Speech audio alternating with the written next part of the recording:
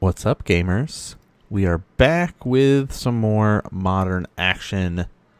This time, it's going to be an Eldrazi Ramp versus the Dimir Murktide, aka Frogtide, whatever you want to be calling it. It goes by a couple different names. Now, if you're not familiar with the Eldrazi Ramp, Tron has kind of split off into a couple different versions now that the Eldrazi are back, right? So it utilizes things like Eldrazi Temple, Ugin's Labyrinth, these pieces that you've been seeing in traditional Tron, but this one is relying heavily on green and red to be able to help it by using things like, World Breakers in there, Micro Spawn. The Sowing Micro Spawn's a big card that a lot of these decks are running to help ramp up, and so it's, ramp up into big stuff, do dumb things, right? A lot of players are trying to find which version of Emrakul they want to run, Promised End, or the newest one that I cannot remember, the one from Modern Horizons 3. The other side, the Murktide list is very focused on playing a lot of cantrips, being able to kind of set yourself up with a Psychic Frog or a Murktide to go for the win and just sort of swing in. They both synergize really well with each other because, you're dumping things into your graveyard that you could then be able to use to help cast your Murktide or give your Psychic Frog flying. So a lot of cool stuff with it. But this Rumble card, Malevolent Rumble, is kind of like, we saw it first start to pop up in like Nadu list, but now it's found a really nice home within the Eldrazi list. It's basically redundancy within what like your kind of ancient stirring style of cards. So that's going to be able to help you kind of find some stuff. Players keep yelling about Lightning Bolt. The sound is very low. You can't hear it very much about what they're saying or chatting, but I can, especially when I was doing the editing. I want to do a counter one of these times and do like a clicker to count how many times they yelled about Lightning Bolt. Also, I did not have the camera, the second setup for the life totals, so there's going to be some issues and some trickery going on with the life totals. I'm going to do my best to try to keep track of them, but I'm sure you'll notice something that I missed, and so let me know. Leave a comment, tell me. Now, have you been playing online? Have you been playing at your LGS? You've been doing the RCQ grind? What decks are you guys currently playing? I mean, everybody knows the number one deck right now is an energy-based deck. Whether you're playing the Mardu or whether you're playing the Boros, which is probably the most popular one. But Murktide's climbing up there and, fighting over that kind of top 3 spot there. So very, very cool to see like a very consistent deck that originally was the Izzet style has kind of shifted so well into the Dimir style. And here's our Sowing Michael Spawn here. So with the kicker, you get to pop one of your opponent's lands, and you also get to be able to get another one. So we're going to go with this Consign. Now, you are not going to be able to counter the spell because of the Cavern of Souls, but you can counter the triggered ability there, because it is a cast ability that triggers to tutor up and pop a land. So you can be like, nope, you are not doing that. I need that mana.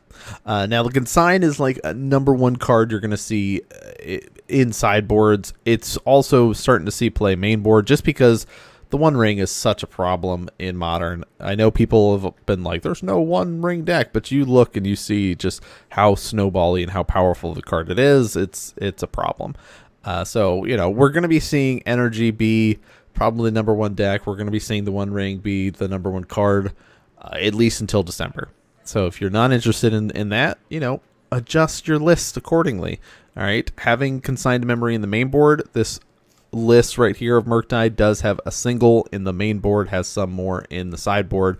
So that is an option. But we see a big Murktide, and that seems to be the way to go if you're playing against the ramp style, or just the Eldrazi Tron or variations of the Eldrazi decks that are running around. Being able to get out a threat and really push for damage is going to be really nice. Now, because there is the look at this, can I have this? This is the the debate. You see him like messing with his opponent there, being like, "I would like to cast this. Can I have this?"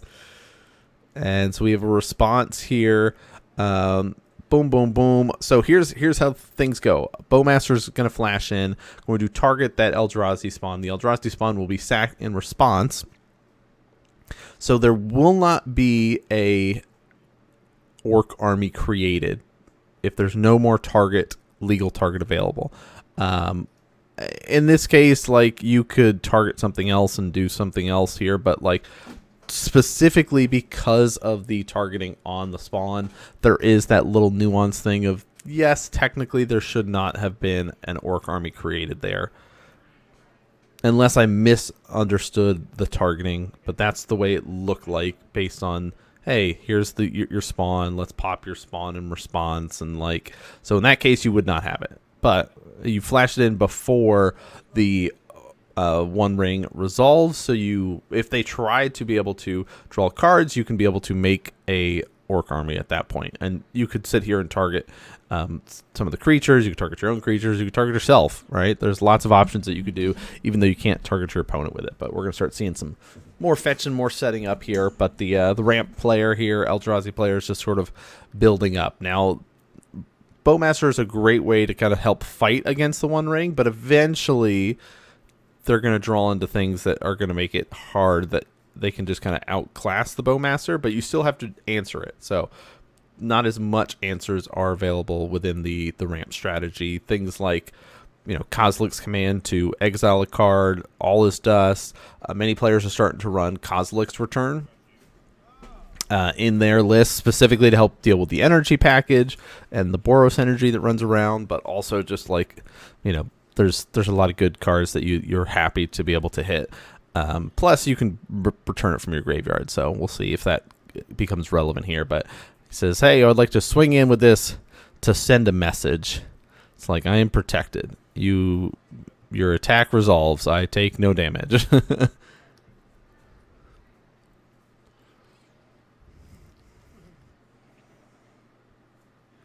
All right, so now we'll do a little bit of drawing, and then, so yeah, the orc army is amassed to 2, even though it should really only be amassed at 1 at this point, but we'll see if that 1 point of damage really makes that much of a difference. The players are joking about, hey, I'm just going to do land go because I can't play anything in my hand until you try to play stuff. So yeah, there's the One Ring activation to draw 2 more cards. So the orc army, which is a sheep over there, but it's at 4. Technically, it would be at 3. Again, we'll see if it actually is relevant in it.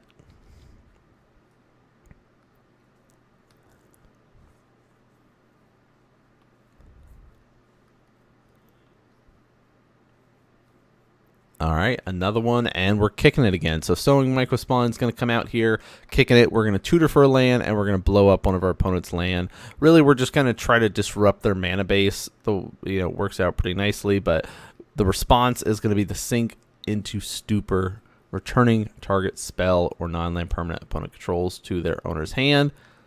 So this kind of gets around the can't be countered, so we'll still be able to bounce it. Now, the triggers still resolve, like still get a tutor, still get to do this, but it's like a delay tactic, right? I don't want you to have blockers, I don't want you to have more things, so let's go through and fight over it that way and just sort of delay you slightly. So now we have kind of bigger threats, right? We've got our sheep over there, aka our orc army, and we have a Murktide, so we can really start putting some pressure on our opponent and really get the clock going very quickly here.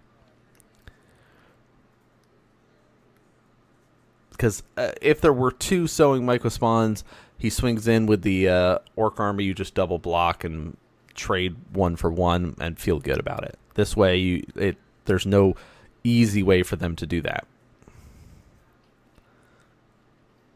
All right, there's the Ugin's Labyrinth, and we'll do a replacement of the One Ring and just cycle the One Rings to back here.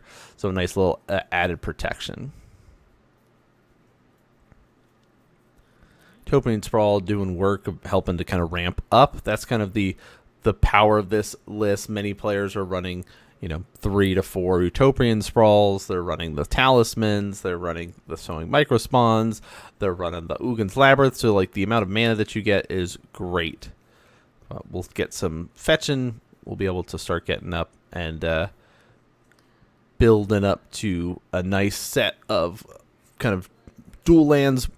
If we're worried our opponent's going to start blowing them up, we'll do a Surveil here, pitch that, which makes sense. Like, the counterspell is less relevant with the Cavern of Souls, so we're looking at and trying to hope to dig for something else here. Plus, we already have one in our hand.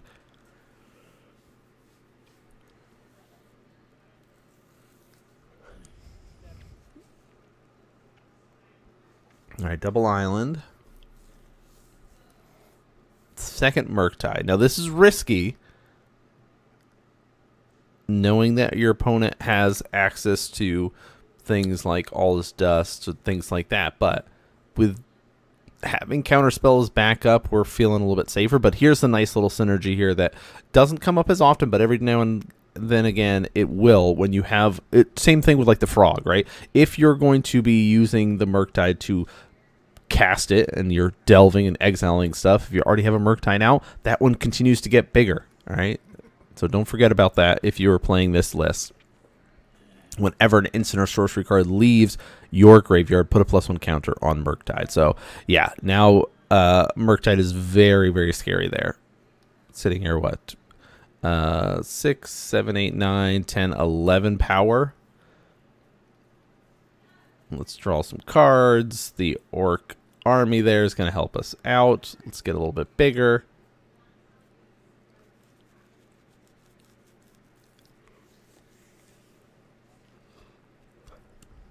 But yeah, that's a little. Basically, we're digging for answers here. We're hoping to look for maybe get a Kozilek's Command. You cannot find it off of the Rumble, but hoping maybe to get another One Ring, hoping to get a World Breaker, something here. Well, there's a Kozilek's Command and 3 Talismans. Yeah, yep. Makes sense. That happens, right? That's kind of how it goes sometimes.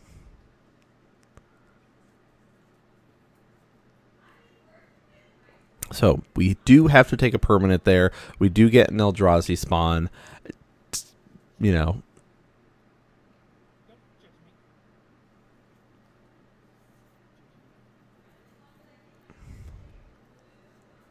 Did he take the Kozilek's Command? You're only supposed to take permanents there. I think. I don't know. Now I don't remember if he took it or not. I looked away for 1 second to look over the deck at the deck list and was like, wait a minute, did he take a non-permanent card? Maybe.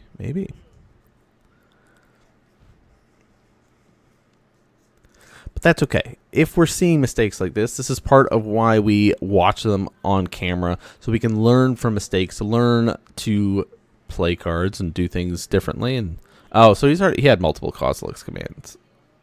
We saw another one in hand there, so regardless of whether he drew it or not. But yeah, you're hoping to be able to get a bunch of dudes, draw some cards. Like, if you exile it, right, it's a lot to have to exile and a lot of mana to get rid of the Murktide because, 7 mana, all right? So that's a lot to commit. Yeah, so Cavern of Souls is like, oh, can I counter that?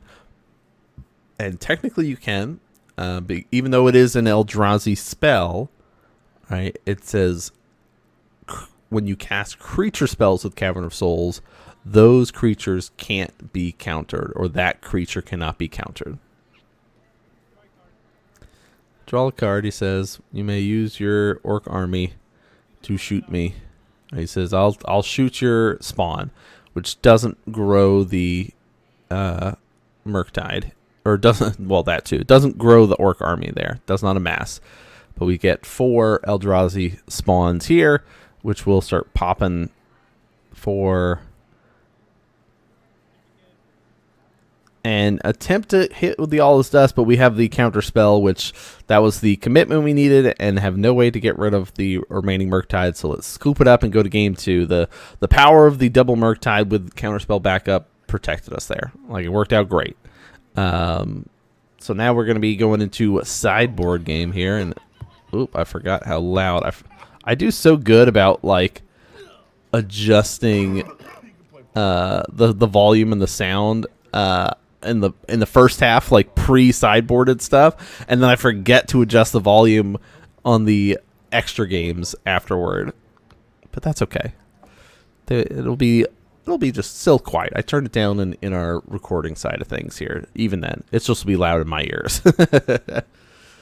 All right, so we did get a mulligan. Deciding on how we're going to resolve this mulligan. Looks like there was a Devourer of Destiny.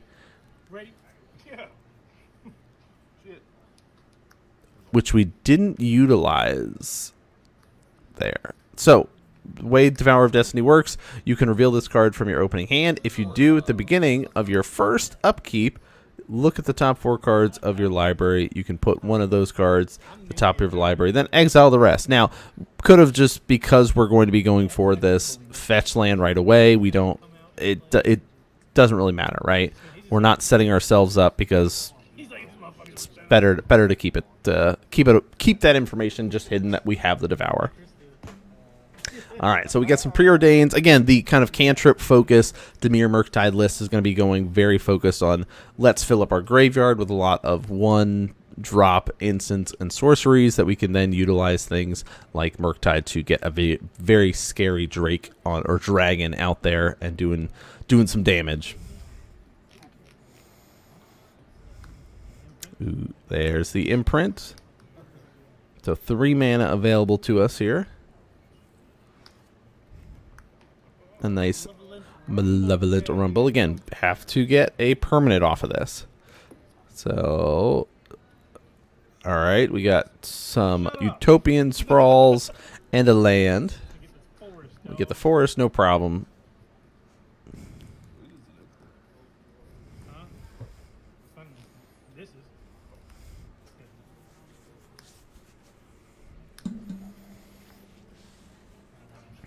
Yeah, so there's 4 mana available for the Eldrazi Ramp player compared to the 2 for the Frogtide player. Let's continue with our preordained adventures.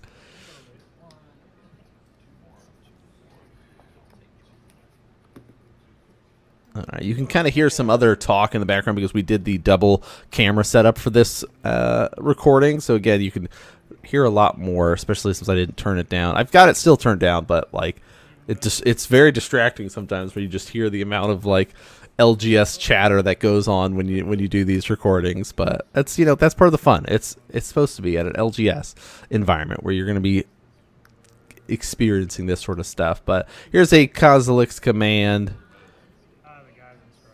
We're going to go for Scry, draw a card, and we're going to go for the make a bunch of Eldrazi spawns here. Another Devourer and another Talisman sitting there.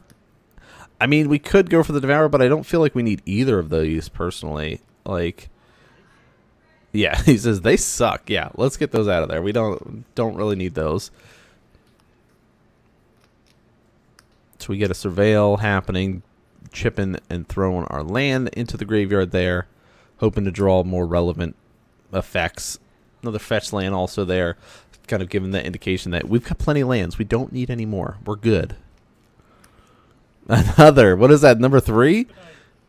Preordained, set up again.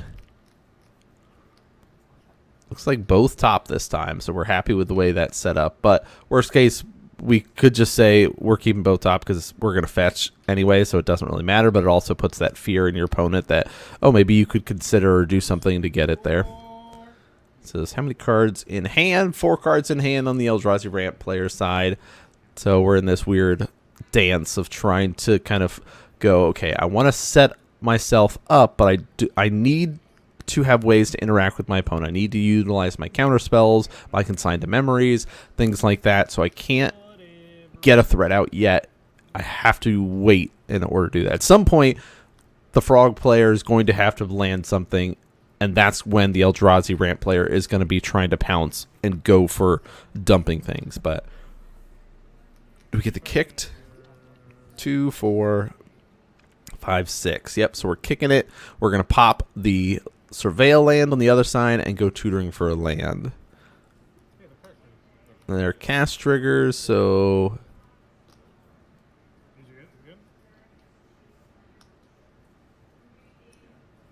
Alright, so this resolves. We'll float blue or black. I don't remember what was named for it, but we will be floating some mana so we don't have to worry as much. Or we're going to be utilizing that. Bajuka Bog. That's a nice little grab. I'm guessing that must be a sideboard card that we be able to pull in.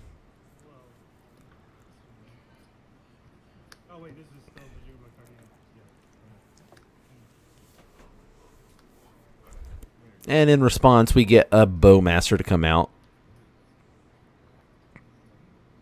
So really, like the lines of it, Bajuka Bog could resolve, and we could essentially have one land in our graveyard the way it lines up. But doing this now is fine. Like the one land probably doesn't make that much of a difference. Maybe it does. I don't know.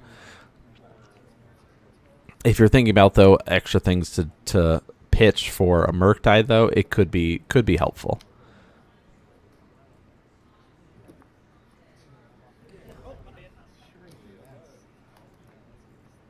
All right. We get another shock land out here. Oh, there's our sheep, our orc army. What tokens do you guys use? Are you guys utilizing like the different tokens, the like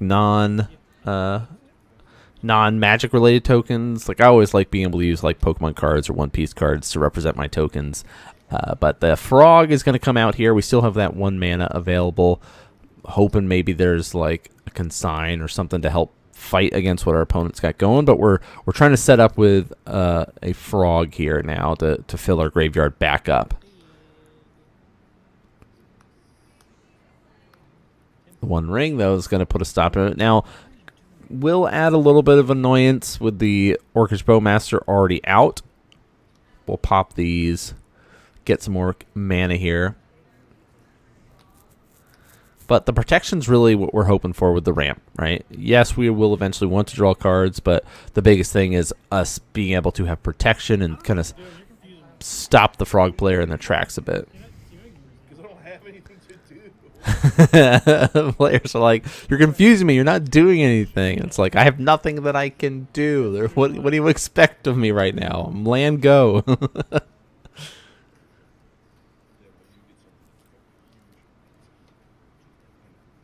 Yeah, that's the thing about the Eldrazi Ramp decks, or like the old school style of Tron list that was like, okay, the longer the game goes on, the scarier it's going to be because the more likely we are to draw a relevant, scary threat. And we'll do a little ping. And just start wailing away at that little micro spawn there. Really, it's just to help grow our orc army. That's really what we're hoping for. Preordain. Consider. The Consider. We thought it was going to be another Preordain. We already seen 3 of them, so why wouldn't we see the 4th? But so this lets us surveil the top card, whether we want to keep it on top or pitch it, and we're going to pitch it and then draw a card.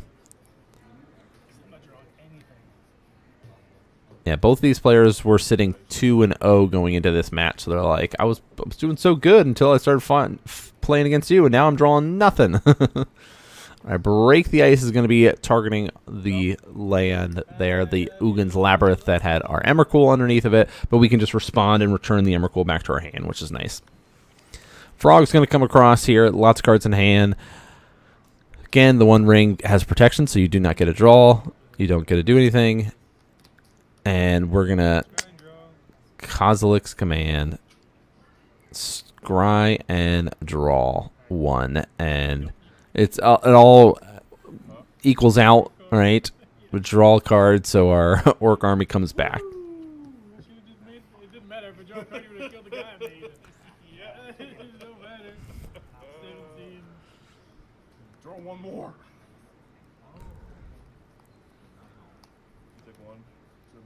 Yeah. All right, let's see if we can keep track. 17 life now. One ring going to slowly just chip away.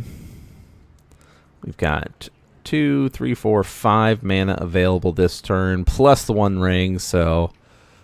Oh, wait, there's all those other lands up there. I forgot the Bajuka Bog and the other forest. So 3, 6, 7 total. That's pretty nice. That'll put a stop, especially because we get to keep disrupting and blowing up our opponent's lands. Exiles it, we can be able to sack a land and return it to our hand.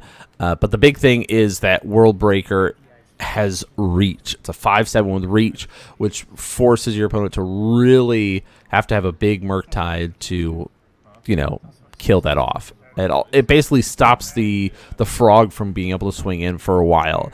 Eventually we could see the dumping of the hand and try to fight over it, but as of right now, that's not the case.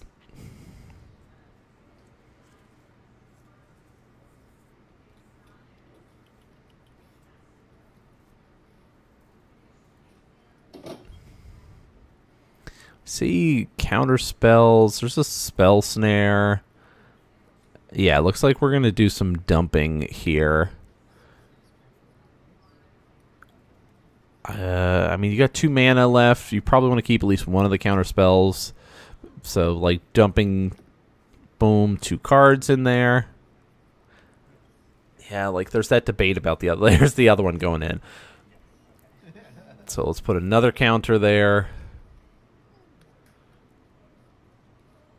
3 cards went in. And there's the Murktide. So that makes sense why we were dumping so many, just to make sure that we could now get the scary Murktide out. But this does leave us vulnerable to an All Is Dust.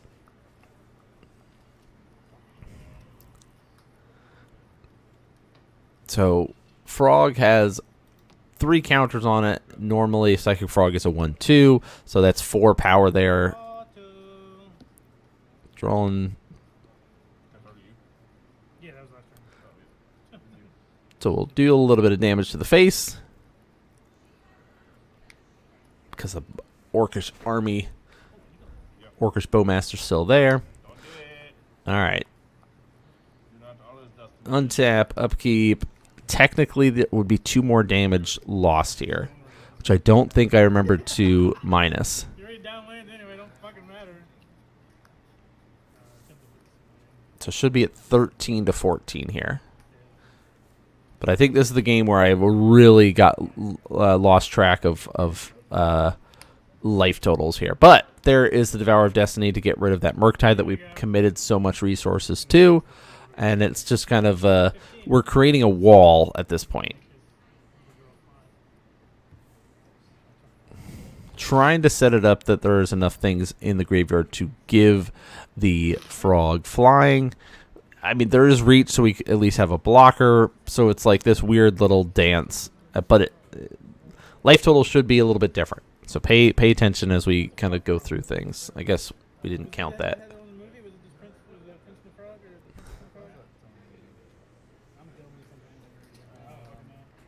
3 cards in hand.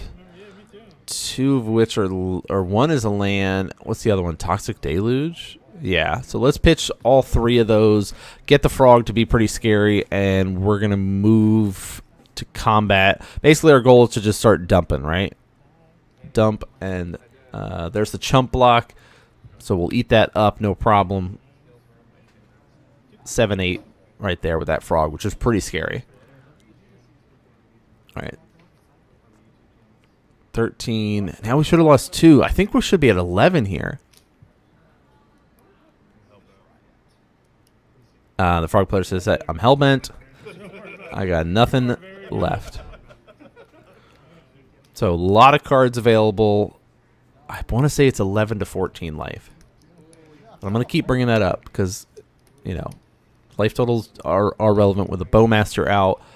Things can get a little bit crazy with the 1 ring.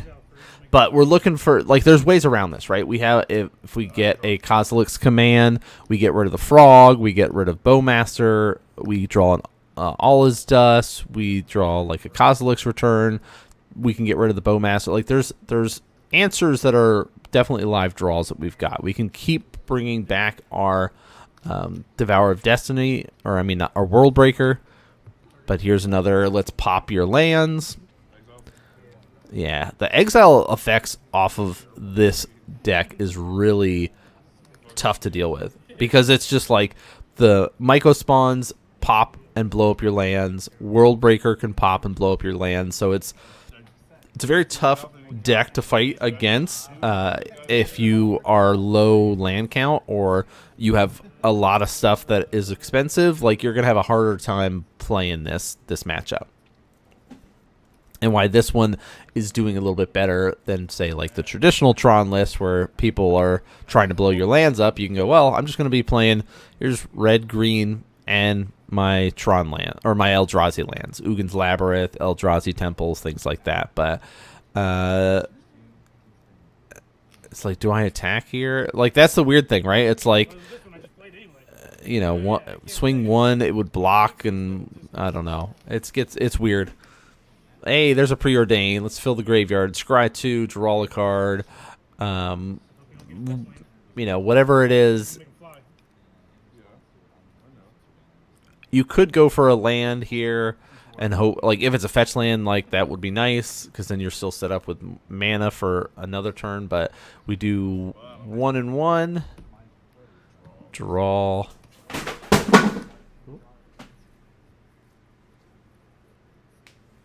Dropping stuff.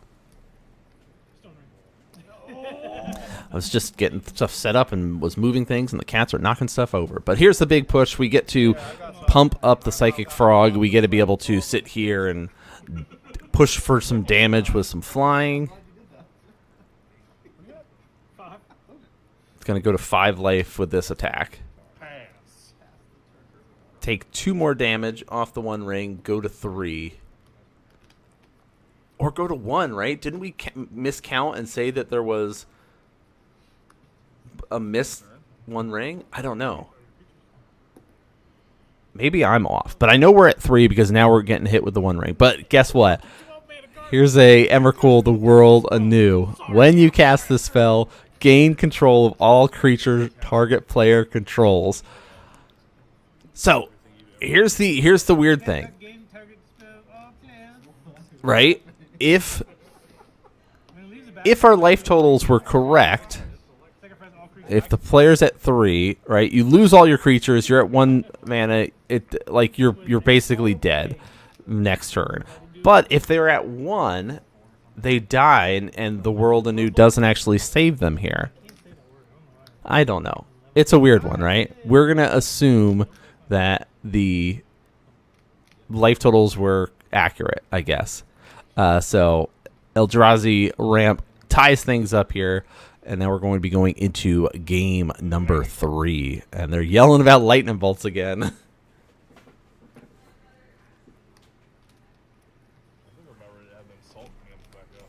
Yeah, the players are talking about having salt cams back up. That's something we did back in the early days. If you ever wanted to go back and look at our early content and footage from, what is that, 2016, 2018? Yeah, so let's see how things go with game number 3. Just kind of a early start. No preordains to start things out. No considers, but Darkslick Shore in the first 2 turns is always a nice, but are going to start out taking 3, and instead of utilizing this Sink to Stupor there, where you're going to be utilizing it as a land, and hey, 2 mana available, 2 blue available, should kind of, you know, be pinging your radars of saying, hey, there is the potential for counter spells that I got to be aware of, depending on what I do. So how about a Stone Rain? Nice little sideboard card that this Eldrazi Ramp player brings in. Specifically says, hey, I've got a lot of damage that I try to do to your lands. Let's just have additional ways to fight that. And we see a response to them with the Bowmaster. So Bowmaster's going to come out. We'll make a sheep, an orc army there, deal a little bit of damage, and go from there. That's another 3 life going down the drain here.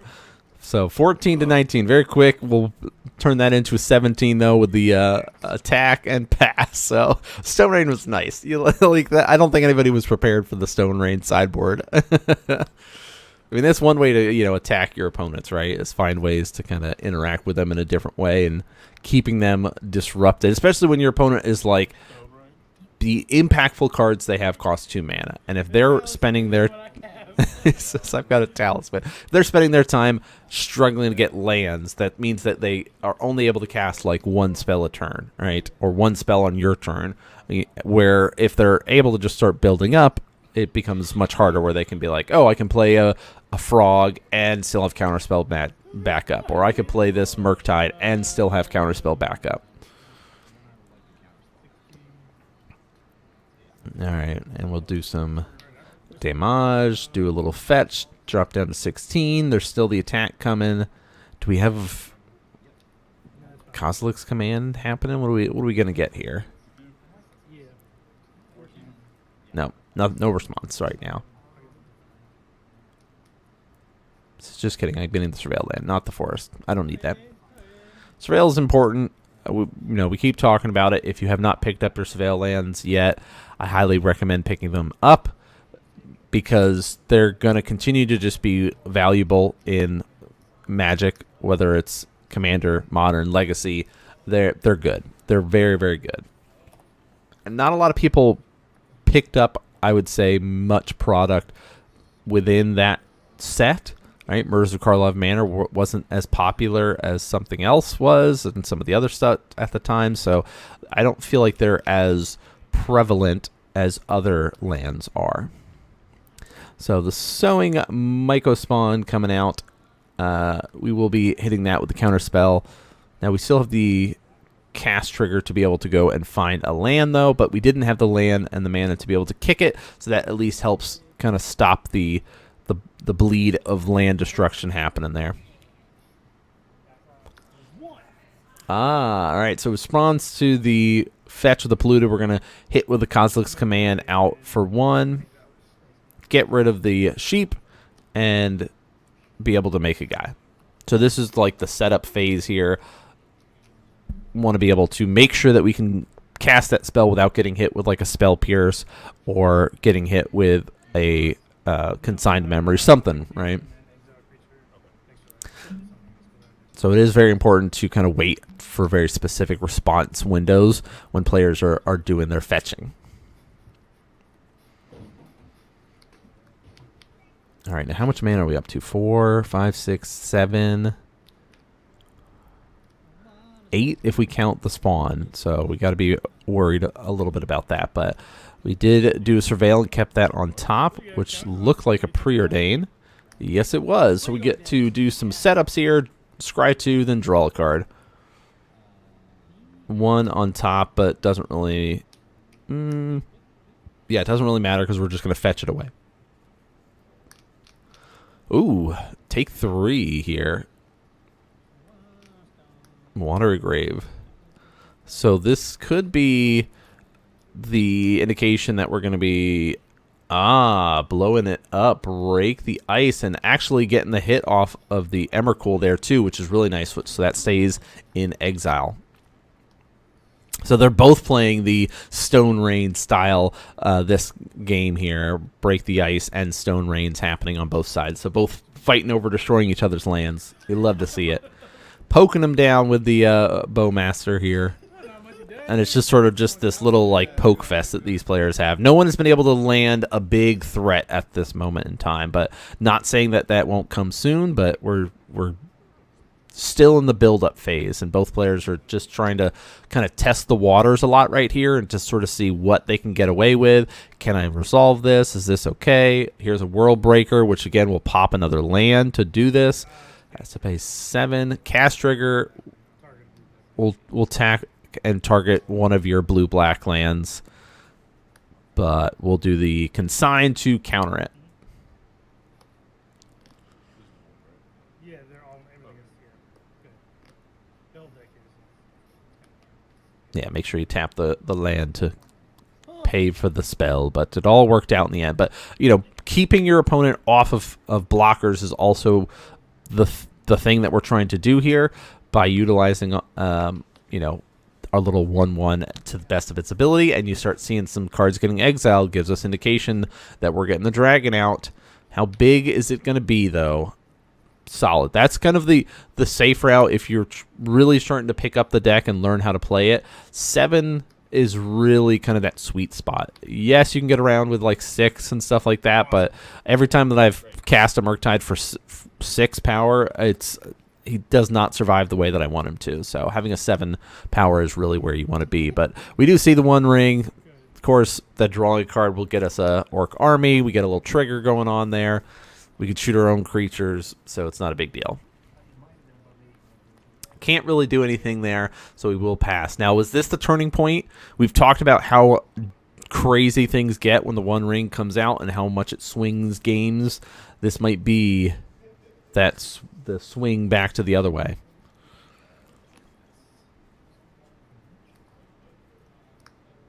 Oh, okay. Shifting woodland here. Delirium probably there. We got a Fatal Push in hand, which doesn't really help.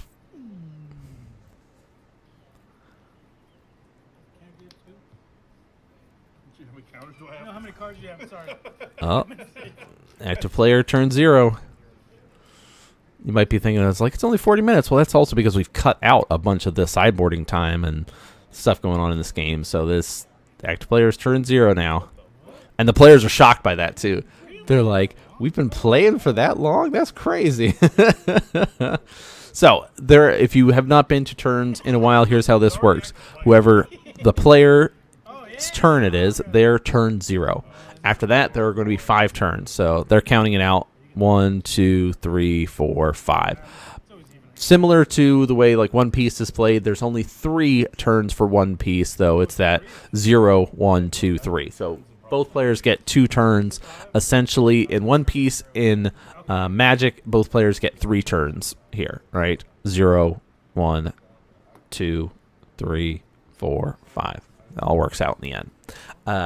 So you basically have 3 of your own turns to kill your opponent, or you have a tie, right? That could be the case. If neither player wins, then it's a draw, and it's a 1-1-1, and you get 1 point, and your opponent gets 1 point, which is better than a loss, right? You get 0 points for a loss. But if you win, you get 3 points, if you're thinking about how tournament grinding and playing works. We only have 3 over here. Oh, yeah, we're joking about the dice and the lack of dice.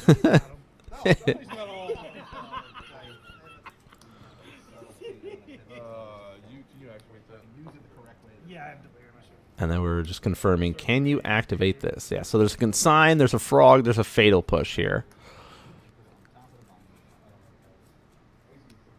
I can only get a 5. I can get my World Breaker.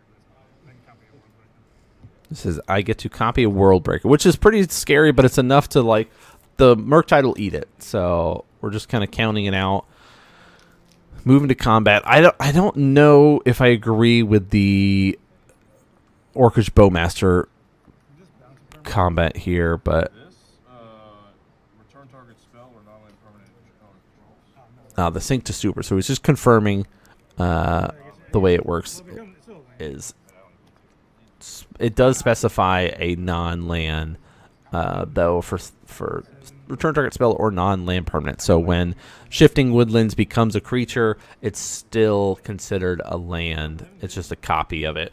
But there's only 2 sync to supers in list for Dimir Murktide, so if you see 2 on the board, you can kind of be like, oh, okay, I don't have to worry about this the same way I would another card. So here's the push. 7, 8, 9 damage coming across, so we'll do the activation.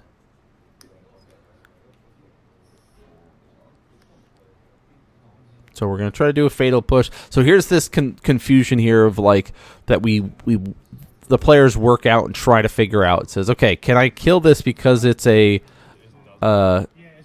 Shifting Woodlands, but it becomes a copy of that permanent. So they confirm that it does get the same CMC for it, right? So because it comes a copy, it'll have 7 CMC.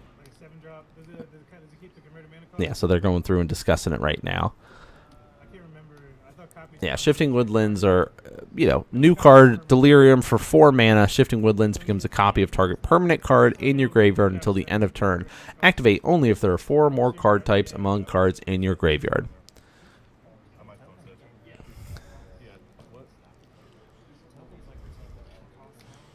Yeah, so another player was referring to the fact that tokens now get to have the mana costs for things like if you have a copy, like a token that's a copy of stuff. So they're just looking it up and confirming. But yes, the Shifting Woodlands would not be able to be fatal pushed here because it would be having a copy of 7 converted mana costs there, or CMC, or cost. I don't know. They keep changing the wording of how to refer to the mana value of a card. So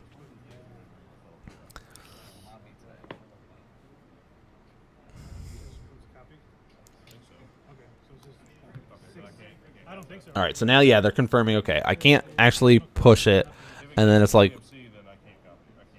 You can target it, just won't do anything. he says, "Well, you would target it; it just won't do anything." Just so that's yeah. So they do a little like it says it'll die anyway. I'll just block that, and then now they're just mathing it out and confirming. Right now he's at 11 life. I'm saying if I take this. If you take this, if you take 2. He says if you take this, you take 2, and then the Murktide will just be able to kill you next turn essentially. So they're trying to math it out and figure it out. He says, okay, I'll block the Bowmaster at least so I can draw cards and take 8, go to 3.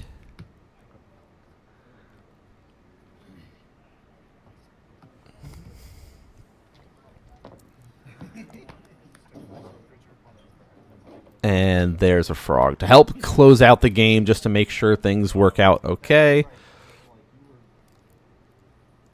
Now you have a consign to memory. Like you could sit here and use it against the One Ring, but we're okay with having our opponent draw cards. And the camera ran out of battery right there, so we ended up losing out the last little bit. But as you might imagine, our Murktide player was able to take that game there and end up winning 3-1. It's tough when you're in turns and you're trying to get things going and figure stuff out there, but that was the end of things here for our match. I hope you guys enjoyed that gameplay. We're going to be having a little bit more coming up soon. We're trying out the kind of double camera setup here, and hopefully our camera won't run out, but part with filming so much and so many rounds went to time that night, everything kind of fell apart there. But I hope you guys have been enjoying the content. Let me know what other games and cool matchups you guys want to see coming up soon. But that's going to do it for us. Thanks so much for tuning in and watching, everybody, and I'll see you all next game.